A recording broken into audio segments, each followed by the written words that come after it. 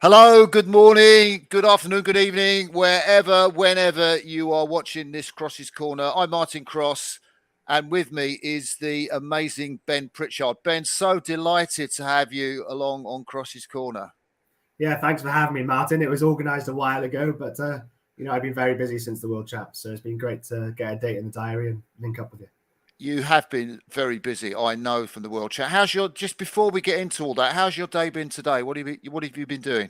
It's been okay today. I've actually driven back from Wales because I had injections in my back on Tuesday, so I've been recovering back in Wales. So I drove home today, so I'm back with Megs now, back in Reading. So that's all I've done.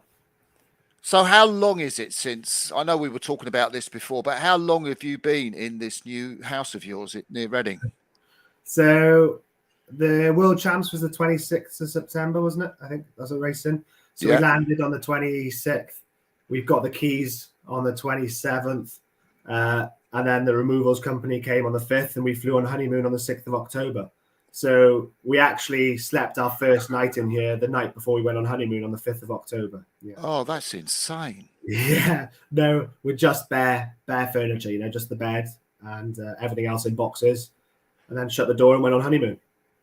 How was your honeymoon? Where did you go?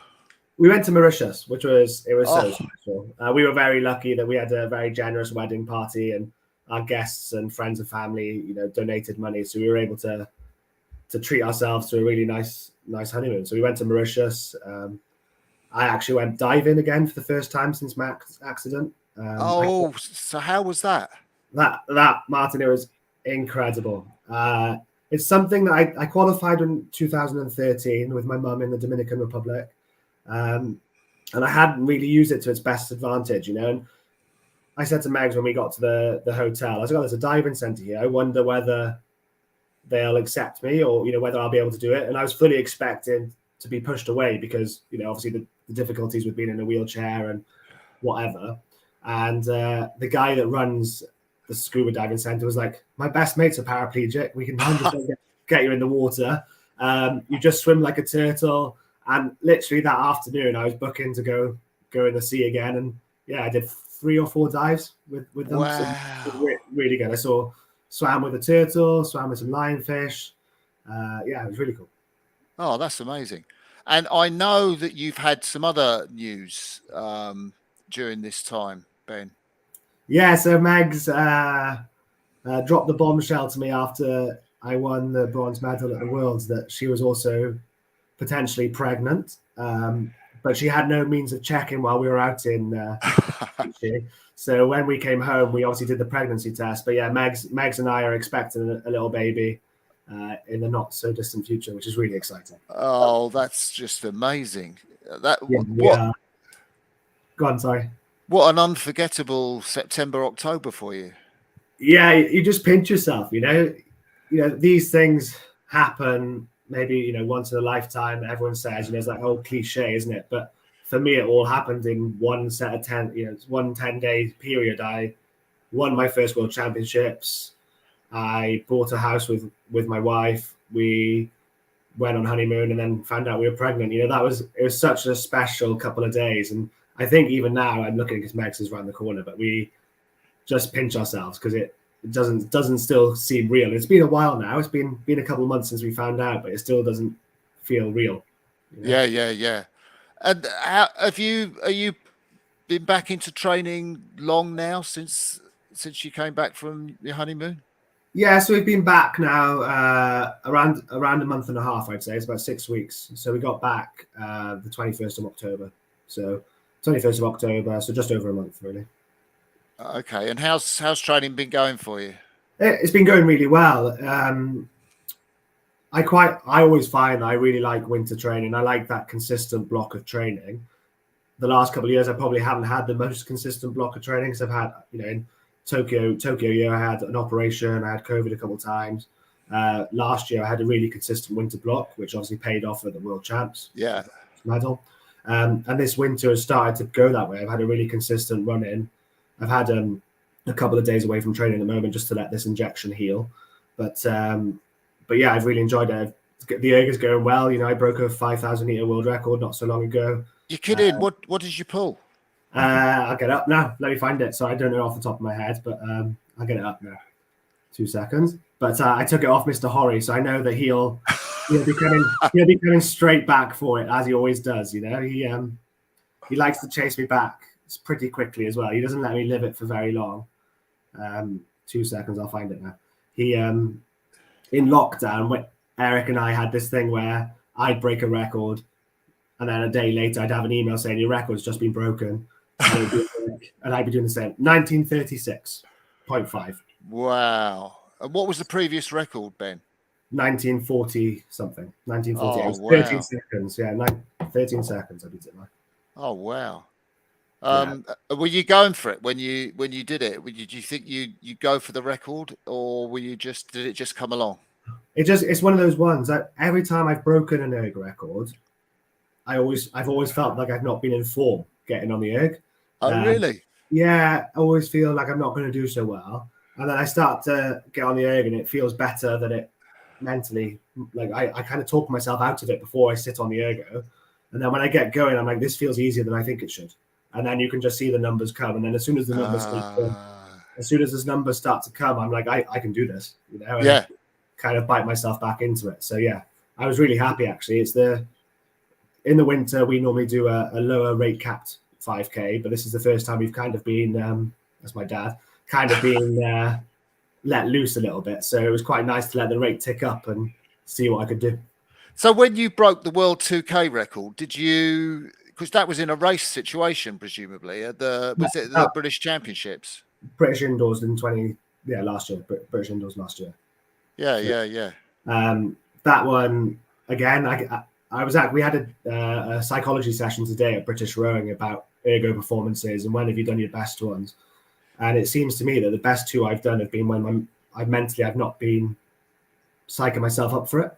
The 2K ergo, my little dog Winston, which I know you know a lot about, but Winston was very unwell, and I'd spent literally all night in the emergency vets. So I'd been in the emergency vets with him all night, left him there, came into work, did the 2K, broke the record, went home, went back to the emergency vets. So it was kind of like having that distraction really helps me, because if I focus too much on the emotion of it or the pull in the 2K, I kind of get into my own head and psych myself out of it, or give myself too much energy and then I flop.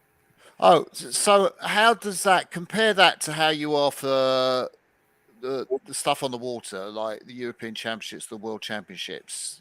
I think it's massive. I think it's the biggest change in my training that I've noticed this season.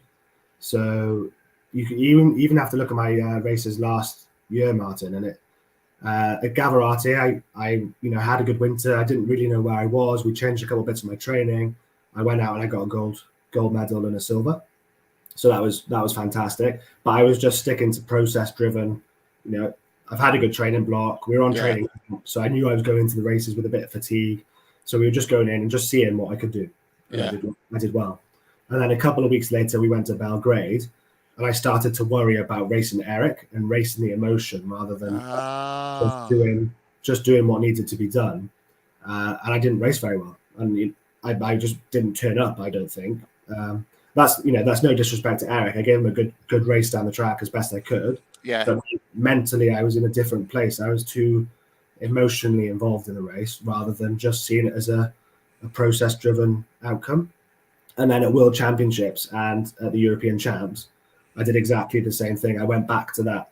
I just need to do, tick off my checklist, everything in the warm-up, tick it off. I was talking to you about my race plan when I'm racing and what I do going down the track, and just ticking off each marker and being like, right, at this point you're going to do, I'm not going to reveal it now for everyone to know, but at this point you're going to do this, and at this point you're going to do that, and just ticking off this process going down the track. And it really helps me remove the emotion of the race because I care, right? I care about winning, and I care about performing, and I care about what people think. And I think because I care about it, because I love the sport, because I love performing, it gets too much sometimes. And I think just by focusing on it is a job, you're doing it, it's work, it really helps me get into that mode. Yeah. I get really emotional after the race, don't get me wrong, but while I'm doing it, I try to be a bit more focused and emotional. So is that as you've grown as an athlete, something you've learned? Yeah, I'm working with our psychologist, William, and it's something we worked really heavily on last year, like really intensely, really heavily. Me, him, and Nick Baker. It was a Yeah. big focus of our training last year, probably more so than the physical elements of my training, because I can do that bit. I can train hard and I like to train hard, but sometimes I get too emotional or too passionate, I'd call it, about racing. Yeah. So it was a real work on last year for me, and it's something I think was a big benefit to my performance, and hopefully something we can still develop towards Paris. You must have been delighted that it's turned out the way that it has. Yeah, and it was completely night and day. You know, when I was in Serbia, I was just I got home and I just sat with Nick and Tom, and we obviously debrief our races and our performances all the time. And each of us had like our notes written down, and we each said the same thing. It was a different Ben Pritchard in Serbia than was in Gavarati a week prior, and it was just the emotional and mental state that I was in. And you know, it's funny, like little things they noticed or little things that I noticed, and then as you work on it, you can eradicate them. And if I start to go down those little rabbit holes, Nick and Tom can like put me back on track. You know, coffee is a big thing for me. So, you know, even before the World Championship final, me and Eric were sat in the coffee shop across from the hotel having a coffee and a croissant, you know, and having a great time and just being friends, you know, and just having a conversation about life in general, talking about his wife, Meg, you know, the house, and, you know, not worrying about racing or rowing, because actually, whilst it's a massive part of my life, it's not everything in my life. So I think Eric feels the same. So what's that's one thing I know about the camaraderie, say in the men's single sculls, to an extent in the women's single sculls. What I don't know is about the camaraderie in the PR1. I think it's across para sport in general, not just the PR1 field. You know, I think what para sport is different to normal rowing is that everyone's got their own story. And I don't mean to belittle Olympic rowers, because they will all have their own journey and their own story as well.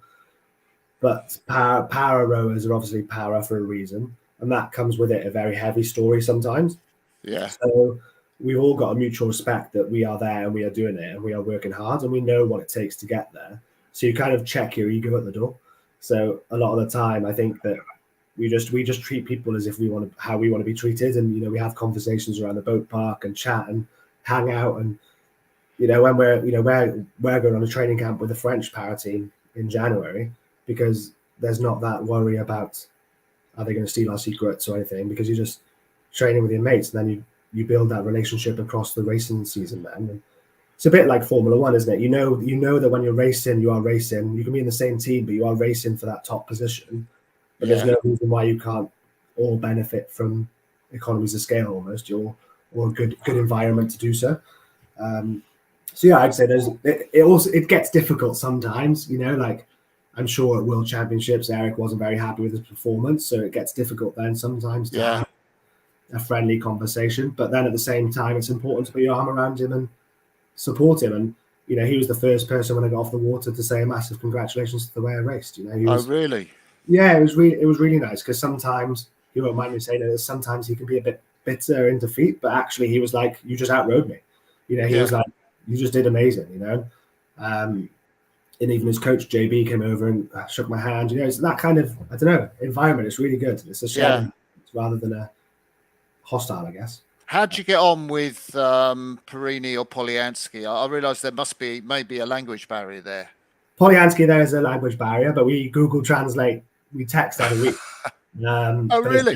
Yeah. We text every week via Google Translate or Instagram Messenger, and we're quite friendly. My dad, I know my dad's watching this, but my dad even messages Roman, much to my dismay, and sends him photos of me fancy dressed on my stag do. I'm just going to throw that out there. But there's, you know, like I try to talk to everyone in the field. You know, Perini is in a difficult position this year. He is racing where he's been put by World Rowing, and that's absolutely fine. There's no, you know, it's not his fault that he's in our category, and there's bigger issues around that. But I think he feels that, you know, I think he feels that everyone is looking at him, and everyone is discussing his classification and his injury. So I think he feels somewhat ostracized. So I try to do the best I can to talk to him, because ultimately he's there to race, right? He's there because he loves the sport. He's there because he loves racing, and that's what you've got to take him on. And his coach is a good guy. His coach is quite funny as well. I like Bruni's coach. I'm not going to lie. When I was pushing down to the pontoon in Munich, and he was walking down in front of me, I'm not going to lie, I didn't want to push him into the water, but I didn't push him into the water. But like, that was just the fine moment just before I got my medal. But yeah, it's good. I enjoy the camaraderie I have with the racing field. But it's the same. Like, I have great friendships with people in the PR2 field as well, and the PR field. It's quite nice that you can go over and you can have a conversation and talk about other things other than rowing. Yeah. I can see how that's really important. So who are you mates with in the PR2 field? Or Cornet always gives me rubbish about my facial hair decisions. I speak to him quite a lot. He's an absolute animal. If you follow him on Instagram, some of the training he does is really very special to watch. So I quite like to talk to him about that. He also loves to barbecue food. So he does a lot of slow cooking on barbecues, and makes me incredibly food jealous. So I message him about that sometimes. And the Ukrainian double as well, they message me quite a lot, again through Google Translate and whatnot. But yeah, I just try to speak to people. Moran and Shmulek from Israel, they're good friends. Brigitte as well. I just try to speak to everyone, really. What's happening with will there be a British PR2 mixed double for? Yeah, Lauren. So one of the things we found in Britain is that most of our seated athletes have to have a forearm release. You saw my scars at World Champs. Yeah. And unfortunately, Lauren's flared up again last year, so she's had her forearm release now. So she's back training as hard as ever. She keeps you honest, that's for sure. She's a good trainer. Wow. Winter, yeah, it's she definitely keeps you firing on. She is somebody that loves how to train, that's for sure. And she's got a partner, has she, for this year? We're currently going through the trialing process, but there are a couple of male trialies or trialists, and they are some of them are pretty special. Yeah, there's a guy that was an ex commando, and he was with British Rowing before, but didn't quite make it through the trialing process. But he's come back, so he's looking pretty special right now. Oh wow, that's fantastic! I can't wait to see that, actually. Yeah, and it's really good because they both know each other, because they've been because the person was there before. It's the relationship is already built almost, so it's just about trying to make sure that the rowing follows. Let's talk a bit about the season you had. You mentioned Gavirati and the Belgrade World Cup, which of course that's where the qualifiers will be, the World Championships next year. But you also had a race in Paris, and that was quite special for you, wasn't it? Yeah, it was the first time I beat Roman. How did that come about? The war in his country, I think. And speak, I'm laughing, but it's not a laughing matter. But I genuinely think he wasn't able to train for a large part of the winter, and he got into his boat 6 weeks prior to that regatta in Paris. So he'd only been in his boat for 6 weeks, and he said that I beat him fair and square, and maybe I did, but and I'll take it as a beat. I'll take it as I chalked him and beat him. Don't worry about that. That's on my record that I've beaten Roman Polyansky. Yeah. There's not many times you can beat the Paralympic champion, but and then you could just see the change, the turnaround in him from there to the world champs. It was a completely different athlete. Even looking at him in the boat park, he was wider, he was narrower. He completely changed shape because he'd been on training camp in France and Poland. Yeah. It's just sad that these geopolitical issues tread their waters into sport and disrupt so many people's lives. And I know that he spent a large part of the year away from his wife and kids because they couldn't get to Poland because of visa issues, etc. So really? Yeah, so it's, I speak to Sasha as well, but I will obviously say that I've beaten Roman Polyansky, and I beat him convincingly. It's just a mark of the man that he can turn around a 30-second deficit to then put 13 seconds into me. It's pretty impressive. That was at the Europeans, I guess. Europeans and also world champs. Yeah. Just before we go on to those, tell us about your impressions of the Olympic course. I remember racing there a long while ago, but what did you Munich, think? Munich, No, sorry, I should have made it clear. I'm talking about Paris. Paris. It's very Etonian, isn't it? It looks a bit like Dorney. I think Yeah, it's a bit Dorney-esque, and I think the biggest challenge for athletes will be fair racing. Because the natural layout of the course, how it's narrow at the start and then widens out at the finish, and you've got this big bridge or finish gantry which could funnel wind through. So I think that'll be the biggest worry for athletes to worry about. I think in terms of a venue, it's going to be fantastic for spectators and friends and families alike. I think because it's like Dorney in a nature park. You've got the rowing and the boathouse at one end, and then you've got this nature gravel park that goes around the whole lake. And you've got cafes and bistros around it and facilities for spectators. So I think that's going to be really, really good for them.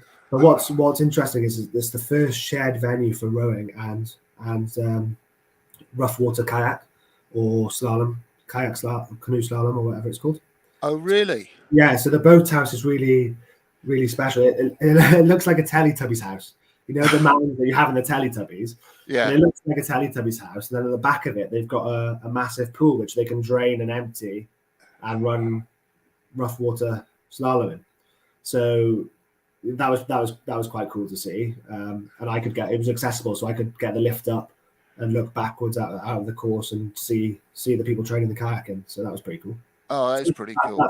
So it's going to be, I think, especially the Olympics, when you've got rowing, canoeing, and slalom there, you'll have a big buzz of energy from 3 different sports rather than just rowing. Obviously, when it comes to the Paralympics, we don't have rough water kayak, so it'll be a bit different. But yeah, I think it's going to be a great venue. It's an hour from. It took me an hour and 10 minutes in a taxi to get to the Eiffel Tower. I was going to ask you actually about the travel, because my memory was that it's a reasonable distance out of the centre of Paris. So for the Paras, do you know where you're scheduled to be staying? No, we haven't had that information yet. So we stayed, when we went and did the regatta, we stayed in the hotel not far from the course. Yeah. But excuse me. But what I do know is that the course is very close to Disneyland Paris. So once racing is done, I think I'll be spending a couple of days in Disneyland Paris, and then especially with the new little one, and then heading into the city to watch some more sport, because I think that, obviously, I'm very excited that if I get selected, it'll be my first full Paralympic experience. Sorry. Yeah. Well, maybe that's a good cue to talk about your first Paralympic experience, because you qualified the boat directly from 2019. Yeah. So how was the whole COVID thing? I know you said you actually caught COVID twice, I believe. Yeah, twice. I'm coughing now, but it's not COVID. And I had surgery as well. So I think. Why did you have surgery? Can you say? On that forearm release. On the forearm. So I had surgery for the forearm release. I had it on bilateral sides. I had it on both arms. Yeah. Which, when you use your arms as your legs, it made living life in a wheelchair pretty difficult. So Megs, bless her, had to do everything. Oh, really? Because you can't use your arms to propel your chair. No, can't transfer, can't get in and out of bed, can't get onto the toilet. There's so many things I couldn't do. How long does that take before you can use them again? Look, Megs is probably going to say a week too long, but I think it was around. What was it, Meg? Like 10 days I couldn't use it for? I think it was 10 days that I couldn't put any pressure through my arms at all. And then it was slowly introduction, and like 5-minute pushes, 10-minute pushes, and building it up that way. So I'm in a rock and a hard place between whether 2021 was a year too late or a year too early, because I had a really good winter in 2020, and I was on good form going into the original Paralympic year, and I was thinking this is going to be, I'm on for a medal here. And then COVID happened, so I went home to Wales and spent time at home. And then I had a really bad winter in the lead up to Tokyo 2021. So And then obviously this year, I had a really good winter and had a really good World Championships. So I'm not sure whether it came a year too late or a year too early. Because if it came in 2022, then I would have got a medal. And then if it was in 2020, I might have got a medal, but we'll never know. So, So how would you describe your Paralympic experience? Was it fantastic? Were you disappointed? Was it all of those things? Performance-wise, I was disappointed. There's no hiding away from that. But the longer I look back, initially I was really disappointed. But the longer I look back, you kind of go, well, I was fifth in the world at the Paralympics, which is like, there's 15% of the world's population that have a disability. To go to the games and be at the pinnacle of your sport, you're probably in the top 3%, 1% maybe. Yeah, yeah. And then you're the top 10, and then you go to the top 5. It's quite special to be those very few numbers. I actually did a public speaking event with a company called SBW, and somebody raised their hand and told me that I was being too negative about myself. And they did some research in like how many people go to the games, how many people get a medal, how many people make an A final, and that it actually makes you realize actually how lucky you are. But I think your first games will always be very special. You know this, Martin. Like your first game is always special, regardless of anything that goes on. And I know that there were people that returners that have done multiple games that said this games was a bit of a damp squid because it didn't have the other stuff that went alongside it. And you couldn't have your friends and family there, etc. But for me, it was my first games, so it'll always be special. And I have that kind of like buzz and smile when I talk about I am a Paralympian. I am, and I am a Paralympic record holder. That is pretty special. You got that in the rep? Was that in the rep? You got that? That was in the rep. Yeah, the only day where there wasn't a headwind, I got a record. So I'll take that though. But and like the Japanese volunteers and the world rowing staff that were working at the venue did everything they possibly could to make it special. Yeah. So yeah, it was a shame not to have family and friends there. But I think half of Mumbles and half of Swansea is going to get a bus to Paris, because I was saying to you earlier that it's basically a home games, isn't it? So there's a friend of mine from primary school, a guy called Harrison Walsh, who we were both able-bodied. He had a rugby accident in 2017. I had a cycling accident in 2016, and we both went to the Tokyo 2021 Paralympics. Oh, wow. We both went to the same primary school, both played for the same rugby clubs growing up. And like those little things, like my brother played with him, and like we're very good friends. His parents owned a restaurant that my mum and dad used to go to. Really? So to have him share the Paralympics with me was really special. So I know that there'll be definitely demand for a bus from our village at home to come out, because they'll be coming out to support me, but also support Harrison. Yeah. That's really interesting. Before we get into your background and that's just around the World Championships, because the race was sensational for a lot of reasons. You'd obviously targeted a medal in that race. Had you targeted the bronze medal, or were you thinking that you might go one better? I felt that silver or bronze was there for the taking. I didn't think it was going to be the way around it ended up being. Yeah. I thought it was like everyone. I think it was going to be Perini out the front, and then a battle between Polyansky and I. So I think I kicked myself that I didn't get the silver because it was Perini, and I think I could have but then I look at the video and I completely blew. I had nothing left, Really? But you or Greg still owe me £10, by the way, for your money that you put on me. me not holding out, but I watched the race back. I like to analyze, and I know what I need to work on going forward, but I just didn't realize. I didn't realize how close I was. But no matter what I say, sitting here right now, I had nothing left. I couldn't give anything more. Yeah. So I completely and utterly bonked in that last 5 strokes. I had nothing. So, the bronze was definitely a fair representation of what I had. And how good was it for you, the whole medal ceremony thing, and to get your first world medal? It was great, because it was the first time Meg has watched me row internationally. No. Yeah, how come? just because of COVID. Yeah. Because in 2019 I got selected at the last minute, so we didn't make any travel plans, and then COVID. So this was the first time, and I had Meg's parents, I had my parents for the first time at a World Rowing International race. I had my first coach, Andrew Williams from City of Swansea. Wow. You know, and it was just, it meant so much to all of us, not just me, that it was so great to have them there. You'll, like you say, you'll never forget, I guess, your first World Championship medal. You know, I used to speak to people that have rowed in the team. They may never have made the games, or they may never have got a medal, but they always speak about that first medal they get. Yeah, whether absolutely. it's a World Cup or World Championships. You know, so it'll be in my memoirs growing up, and you know, when I'm sitting down talking to grandkids or my kids, you know, it'll be like, I did do all right at sports sometimes. You know, I did. Yeah. Didn't always finish fourth or fifth. So. Is there a book in you then? We'll see. Maybe a private memoir, but maybe not a publicized book. Yeah, you know, I like the idea of writing a book, but I hate writing. So that's my biggest. I'm trying to convince my mum to write a children's book for me, but she won't do it.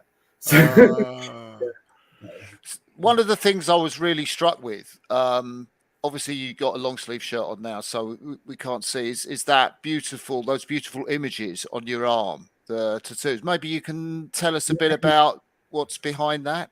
For sure. So I've got a little thing which I want to get a tattoo every year to mark the anniversary of my accident. To kind of, you know, like everyone says, why do you have to mark it? And I said, well, it's a big day in my life. It changed my life completely. I often say that it's the best and the worst thing that's ever happened to me. Yeah. It's the worst thing because it took away the ability to walk and live an ordinary life. It's the best thing because it gave me so many great things. Meg, the baby P, you know, rowing, you know, my friends that I've, you know, made since, the opportunities that present themselves, the confidence I've got in myself now after being in a wheelchair is completely different to what I had before. Really?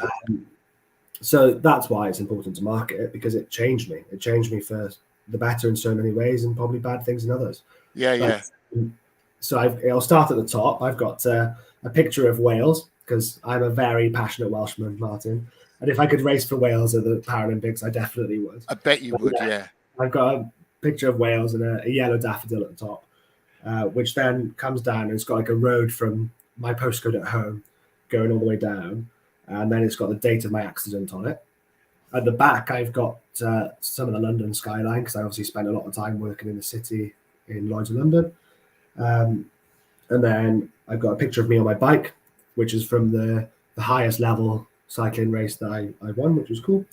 And then on the back, I've got a wave, which everyone thinks is the famous Japanese wave, but actually the wave I've got on my back is from a photographer called Ray Collins, who was a surfer that had an accident and can no longer surf. So goes into the water now and takes photos of waves. Oh, so wow. That was that. And then on the forearm, I've got on the back of my forearm, just here, a Native American totem pole with a stag, a bear, and a wolf to represent me and my three brothers. And then on the inside, which I can't show you because it's here, but this is a tea house photo that I took in Japan on the Recce in 2019.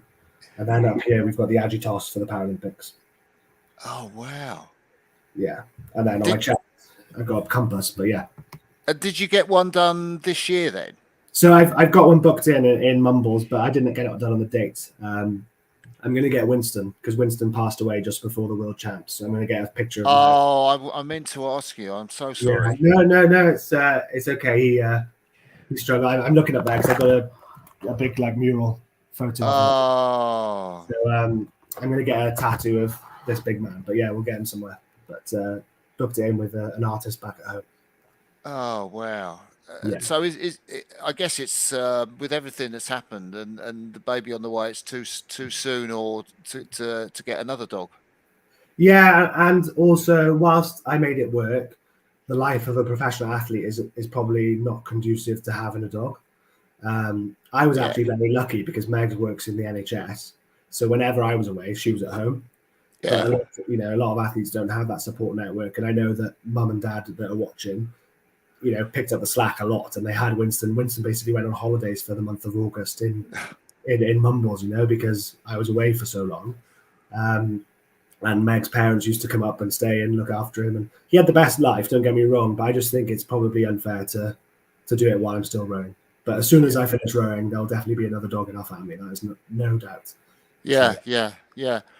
So tell us a bit about your life as a triathlete and a cyclist, and the achievements you posted in those sports. So yeah, I guess I started basically. I had an eye operation when I was younger, so I wasn't allowed to play rugby when it got to contact. Oh wow! So as soon as tackling came involved, I wasn't allowed to play anymore. So being a Welshman, there wasn't many other things I could do. So I just got sent to run around the fields and just go running, basically. So that led to cross country.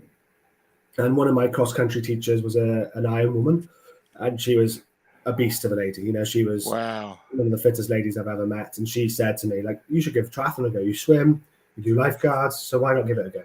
So I did. And then that was it. That was, it was history. I loved it. I trained with the Welsh squad, and then dragged my parents to Rother Valley in Sheffield to qualify to represent Great Britain. Wow. Did, and then I trained at I went to the best university for somebody that did triathlon. I went to Bangor University in North Wales, which is 5 miles from the Snowdonia National Park. Yeah. So I had the best training facilities that a triathlete could ever want. I had hills, I had flat roads, I had you could ride for hours on your bike. It was incredible.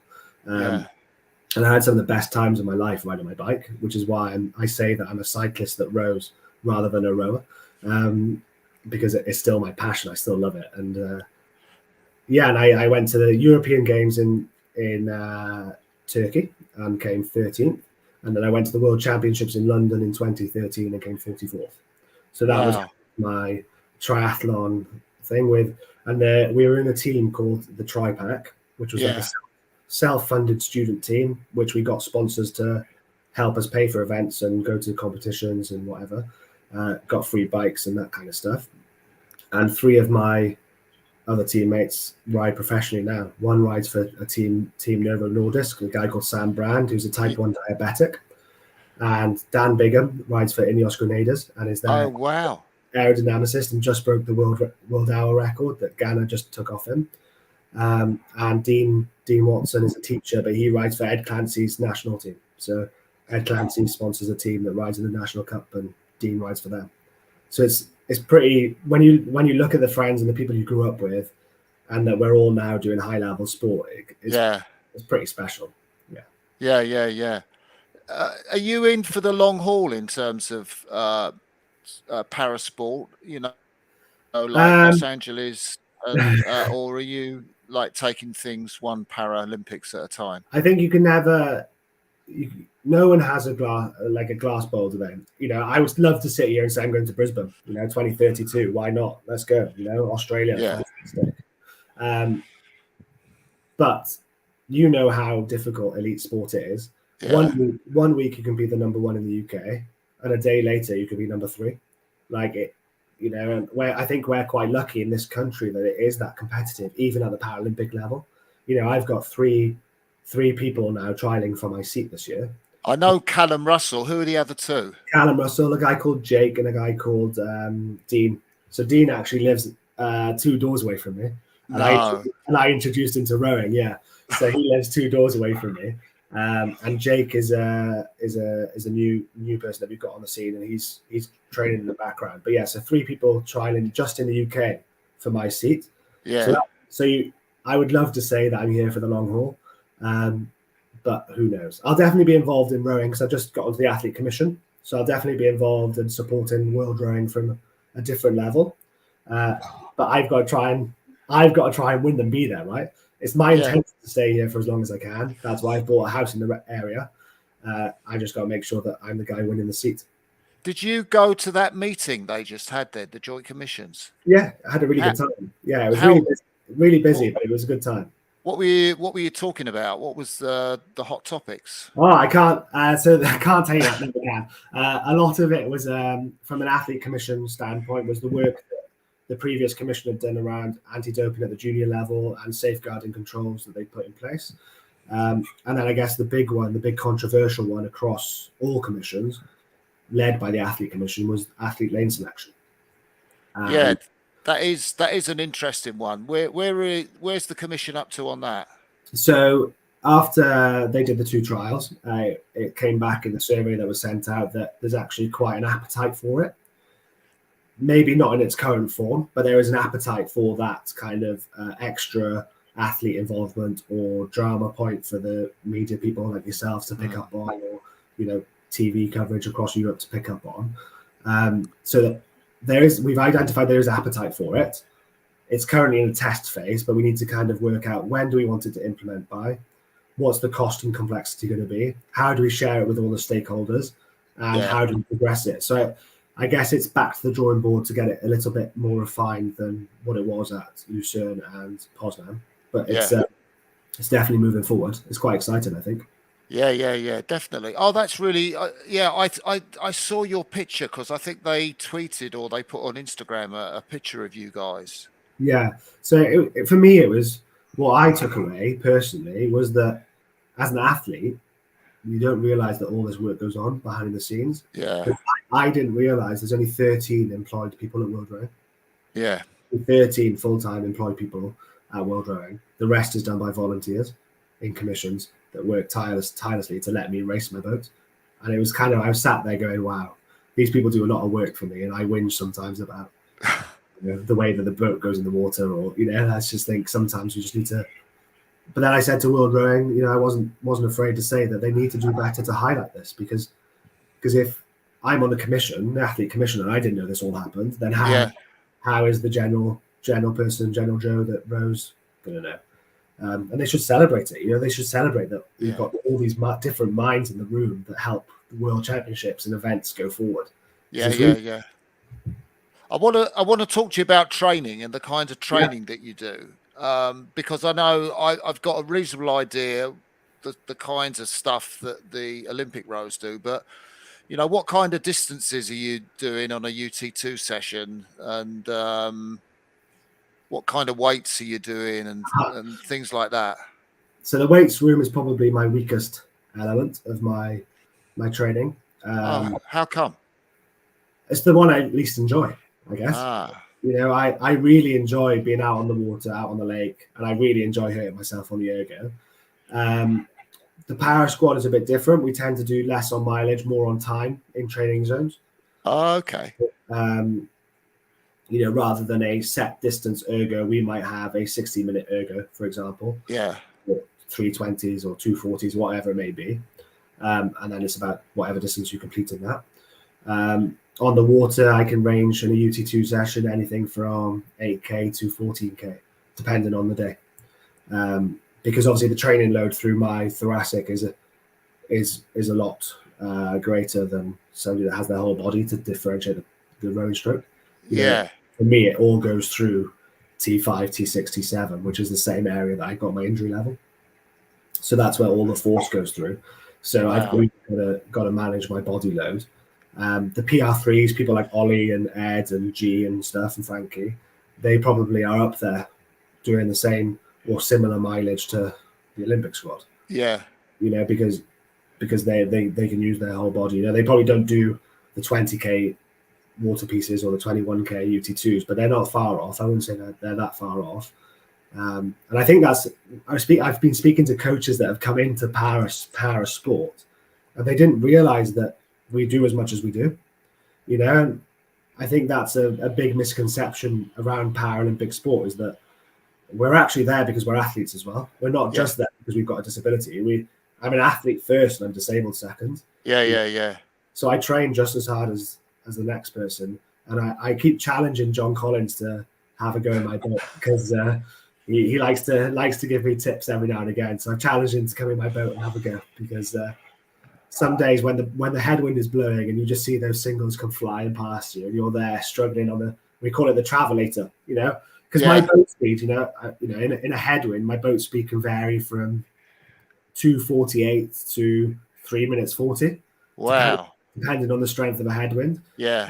And in a tailwind in a UT2 session, probably from 2:39s to 2:47s. Yeah.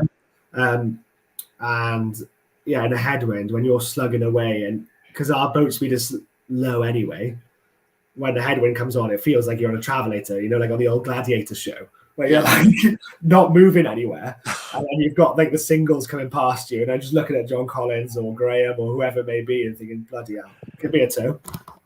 Yeah. So, yeah.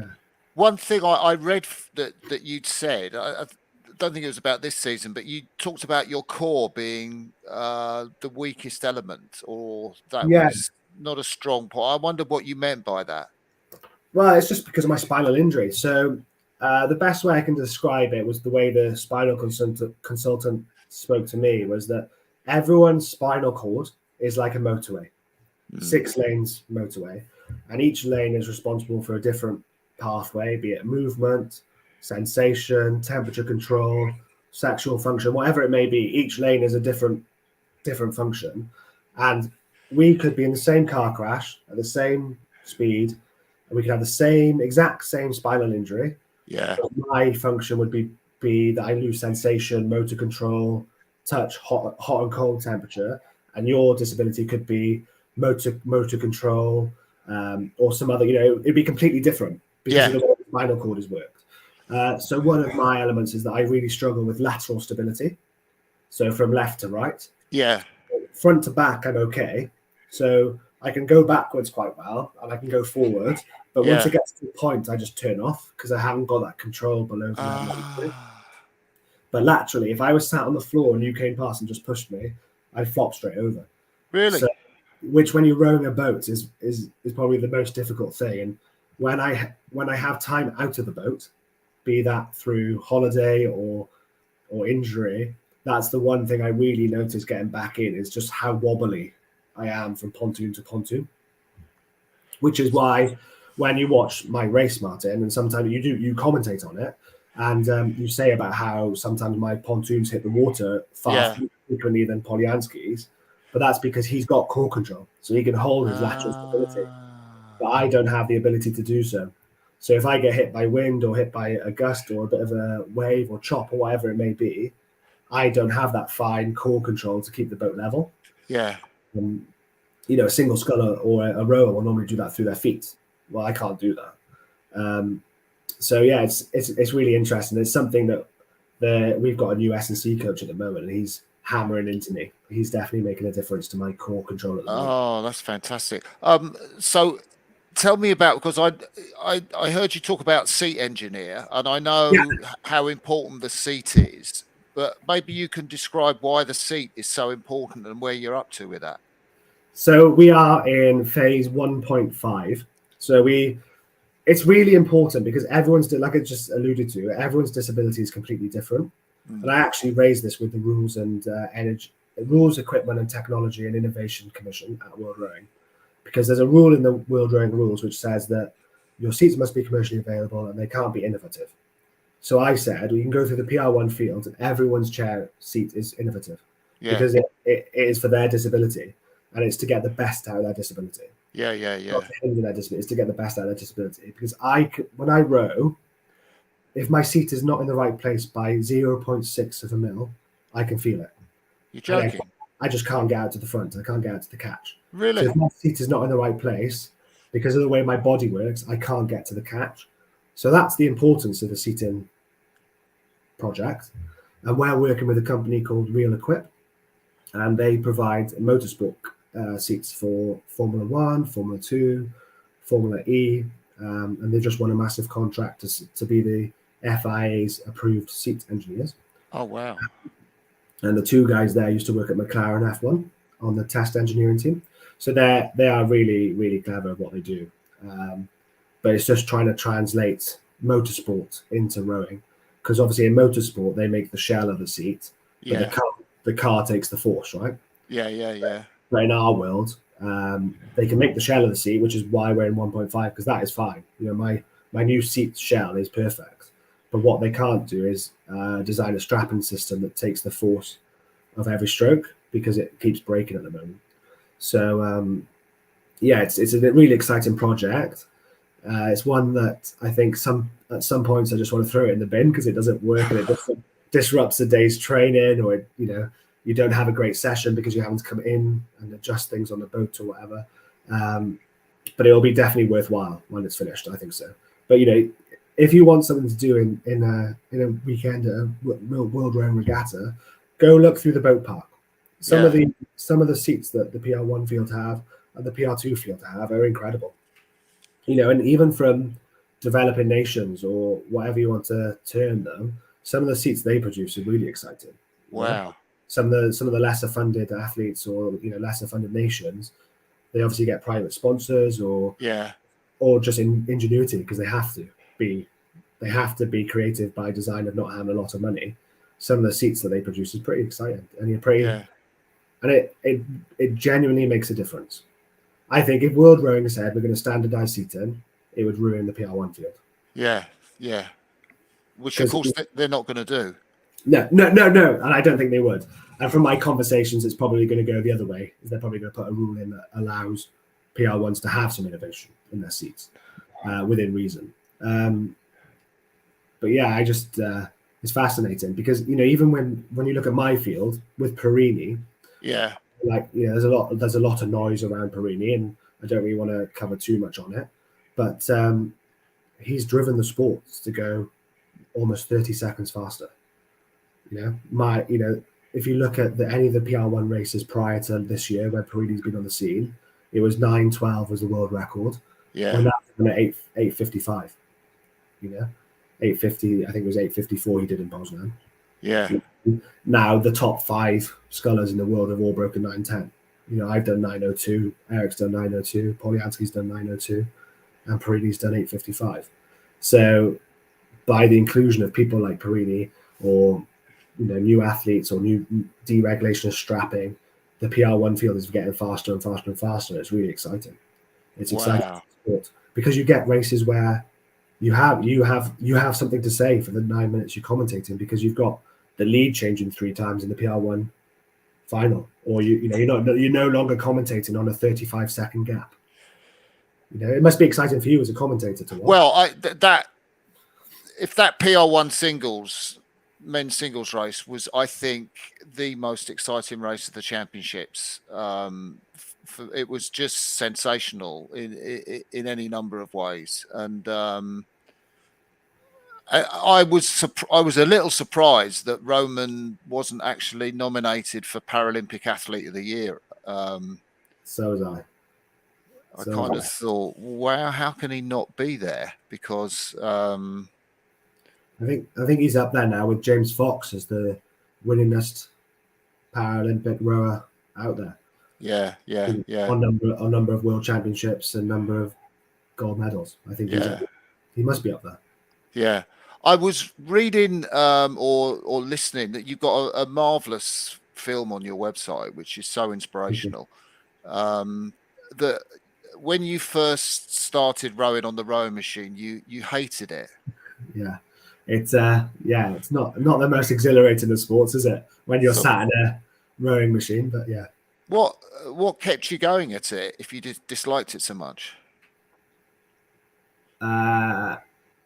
In all honesty, when I was in hospital, I've said it before, but another patient mentioned to me that there was a leaderboard behind the physio's door.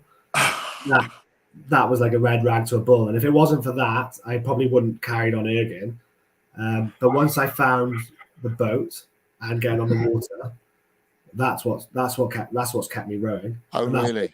That is what will keep me rowing well into my 60s, 70s. How that's marvelous to hear. How quickly did you get a transition through from what you were doing on the machine to actually getting out on the water? And what do you remember about that first session on the water?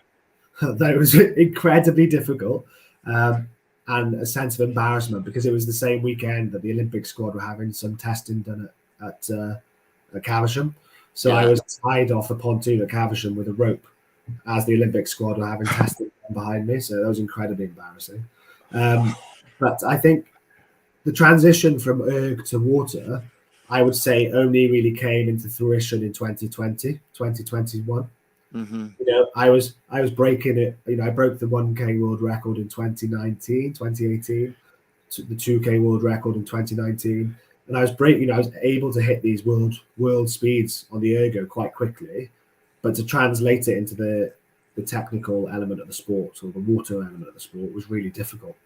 And I remember almost quitting and saying to Tom Dyson that I'm done because I'm beating Andy on the ergo, but I'm getting nowhere near him on the water. And Tom told me to stay around a little bit longer. Oh, and I really? did. And eventually in 2019, I overtook Andy, in Poznan World Cup in 2019.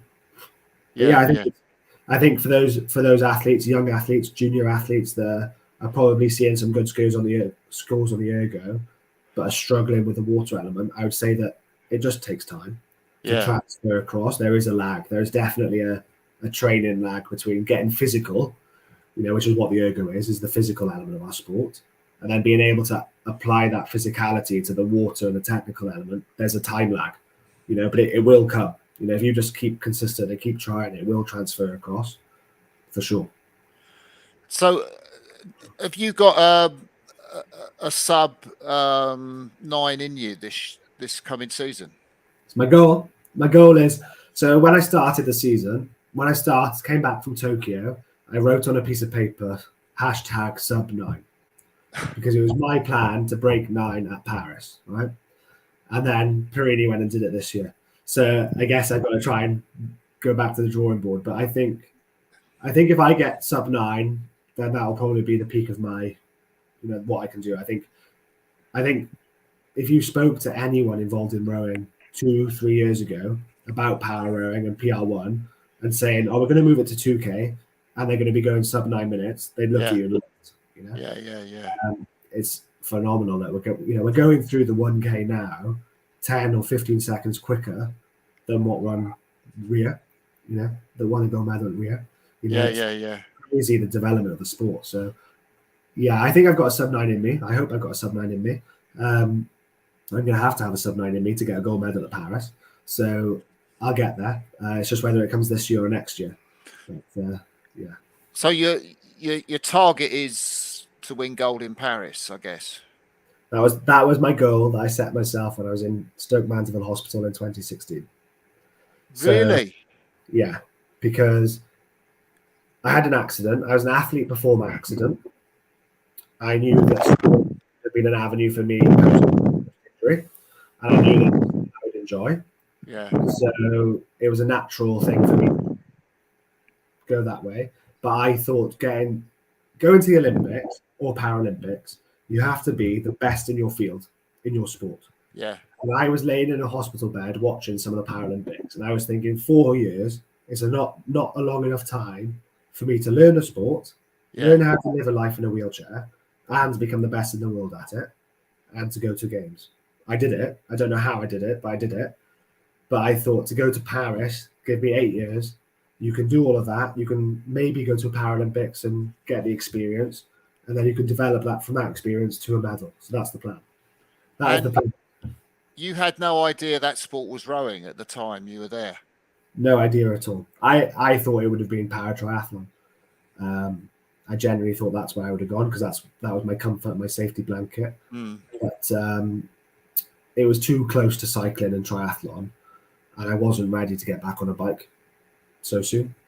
And rowing was completely different.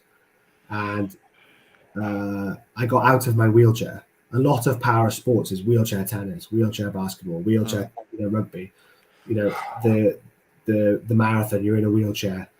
All these kind of things. And I was thinking, I'm not comfortable with being in a wheelchair just yet. So rowing gets me out of the wheelchair. Right, let's go there. And then I get a sense of freedom. And whilst my wheelchair entitles me and gives me a freedom, it's also quite limited, and it's definitely a very visual reminder of my disability. Not just to me, but to everyone else around me. I wheel into a room and everyone will stop and look because I'm the only person in a wheelchair most of the time. Yeah. And it's natural. People just look, right? And I've got a sticker on one of my wheelchairs, which is #people will stare, make it worth it. Because people do stare. Not nastily, not they're not out of any malice. They just do because we're different. Yeah. So the ability to get out of the wheelchair and to see it disappear for an hour a day, 2 hours a day, is so it just gives takes a load of weight off my back and just gives me an hour where I'm just like, can breathe a little bit. Yeah, and just yeah. be an athlete again. Oh wow.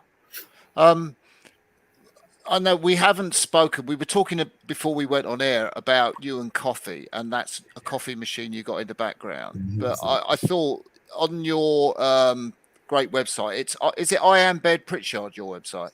Yeah, I'm benpritchard.com. Yeah, and that's because, just quickly on that, that's because after my accident, I learned to be comfortable in who I am. So I am unapologetically Ben Pritchard. Yeah. And people can like that and people can not like it. But I am Ben Pritchard and that is me. So that's why it's I am Ben Pritchard. Yeah. And one of the things that you have a real taste for and have really got into is coffee. Yeah. And we were talking about that. Just explain how you got into that, because it was a nice little segue from what you were talking about with on the bike and triathlon and the caffeine and Yeah. So everyone knows that caffeine is a performance enhancing drug. It's a legal one that you can use in sport to get a benefit out of a performance. The military use it with their soldiers or whatever they may be. The forces use it, etc. Because it does give you an edge, right? And so I did a bit of research, and they say that the best amount of caffeine to use is around 0 point something milligrams of caffeine per kilogram of body weight.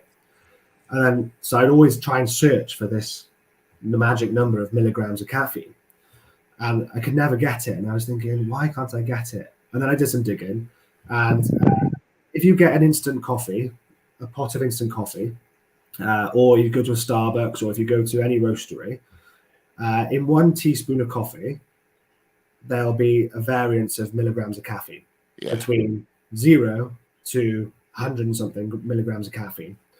And so that's why sometimes you can have a cup of coffee and you get a real buzz off it, or that just buzz feeling. And sometimes you can have a coffee and you'll get no effect. But that's because the milligrams of caffeine is different. So I reached out to a company called True Start Coffee, and they're based in Bristol. And they were triathletes. The 2 founders are triathletes, Helena and Simon. And they'd managed to find a way where they could freeze dry the coffee to guarantee that for every scoop of coffee you got, you had 95 milligrams of caffeine, plus or minus a tiny percentage. Yeah. As a cyclist, I could then dose my caffeine specifically to my body weight. Yeah. A real bonus and a real effect to doing it properly. So they sponsored my triathlon team with the people I mentioned earlier. And then it kind of opened my eyes to different types of coffee and the coffee roasting profile and the coffee growing profile, and then kind of developed into this healthy or unhealthy obsession, depending on who you're talking to. I moved home to Wales, and I moved back home after leaving City, and I moved to a village called Ammanford, or a town called Ammanford, which was an old mining company or mining town, and this roastery, Coal Town Coffee, is based there, and I basically used to work from that roastery pretty much every day. Wow. That's why I met Megs, and then I got to learn a lot coffee roasting profile and the coffee roasting process, the coffee business, and I've actually just started working with Coal Town Coffee on a big project. So that's going to be exciting. That'll be launching next year. But I'm obsessed. Is what Meg would say. I don't know whether she thinks it's a healthy obsession or a financial obsession, but I love coffee and everything to do with it. But so much so we haven't mentioned it, but I've got my bow number from Tokyo just here. And, the volunteers from Japan sent me that and some coffee and a pour over because I took time to have photos with them and talk to them, and they said that was really nice. So they sent it to World Rowing, and then World Rowing sent it to me. That is such a great story. That is lovely. Yeah. So how do you drink coffee? What's your favorite way of drinking coffee then? So on a Sunday, I love to have a pour over. Yeah. I quite like the pour over. For me is like, if you want a good coffee, the pour over or drip or filter coffee is probably the best way to have it. But espresso is quick and easy, making an espresso and then any milk based drink from thereafter. If I'm out and about, I'll probably have a flat white, and then at home it varies. Depends what I fancy. Meg's is a latte lady. Yeah. Classic. But yeah, I quite like the process of making a coffee. So a pour over is what I tend to do. Oh wow, it's just as well. Meg's likes coffee then. Well, she's learned to like it, I think. But our wedding was coffee shop themed because it's where we met. So we had a coffee shop themed wedding. And, Oh, how did that work out? So we had Cold Town came and hosted a coffee shop at the wedding. Ah. We made a blend of coffee beans as our favors. So we gave out people coffee bags with coffee beans as our favor. And then each table was named after a different coffee shop where either me and Meg had been to with the people on the table or a coffee shop from their local area. Oh, that's so cool. That's so yeah. cool. Well, I think it's obsession, I think. It's the instinct, but yeah. Yeah. Coffee is my thing. Yeah, I like coffee. So what are your next targets coming up in terms of performance, Ben? So we've just gone through our first part of winter trials, which went well for me. I mentioned to you earlier that I've had some medical issues at the moment, so I'm currently trying to rehab back from that. And then we are going on training camp in January. So with the French team, where's that to? Temple-sur-Lot, so Temple. Ah, okay, that's a nice course. We've never been there as a para squad on a training camp, so it's like a bit of a new blood for us. It'll be quite exciting to go to a new venue. So I think for me, it's making sure I'm back to full training by that time, and then we'll enter spring testing and see. Hopefully, I'll be selected for next year. Yeah, and just remind me and remind everyone, where do you have to finish in the World Championships to qualify your boat? Top 7 in my field. Top 7. Yeah, top 7 in the PR1s, and then you have to make the A final. If you make the A final, you're there. Yeah, it's a free ticket in the A final. Yeah. I remember that was my thinking in 2019 is just make the A final. Because if you make the A final, you are in. Like, as in, the boat is in. And then it was quite a stressful experience being told that this is your first World Championships. And by the way, you've got to finish in the top 7, otherwise we can't go to the Paralympics next year. And I was thinking, blinking it. So for me, it was just get the boat to the Paralympics and then worry about where you finish thereafter. Yeah. And just one thing that I just thought that we haven't talked about, which you kind of have mentioned, you've intimated through our chat.